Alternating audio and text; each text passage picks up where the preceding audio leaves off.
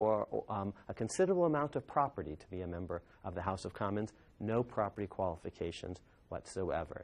So the Federalists say we're opening it up to people of merit of all sorts. And the Anti-Federalists say, yeah, but you've made it so small, the House of Representatives, as a practical matter, only people with fame and reputations over pretty broad geographic areas are going to be able to win. You've formally opened the game up to everyone, but they said you've kind of rigged it in favor of the famous and the powerful.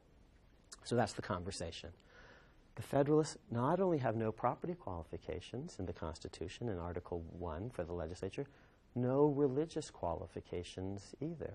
That's pretty striking. And who gets to vote?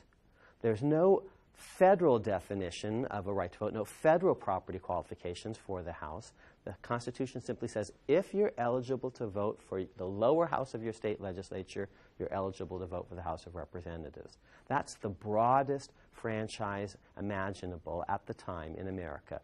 In many states, there were stricter property qualifications for voting for the Senate, stricter property qualifications for the state Senate, the state upper house, stricter property qualifications for voting for the state governor, and so the most expansive franchise in most of the states was for the lower house of the state legislature. And that's the electorate that will get to pick you as House of Representatives members. And remember, under the Articles of Confederation, you didn't get to vote directly for your congresspersons. Under the Articles of Confederation, they're picked by the state legislature, but in this new government, they're going to be picked by the people. Why? Because in the Articles of Confederation, the states are basically taxed. They're requisitioned. They're told to pay up certain money into federal coffers. They often don't do it, but they're taxed and they're represented, state governments as such. In this new Constitution, since the new federal government, the new Congress, will be able to impose taxes on individuals, individuals should be represented in that new government. Remember what the American Revolution is all about.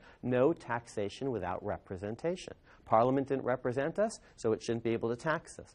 Under the Articles of Confederation, the states were represented, so only they could be taxed. But in this new entity, because individuals are going to be taxed, they're going to have to be represented. This House of Representatives is really supposed to derive from the people. Here's another number in the Constitution.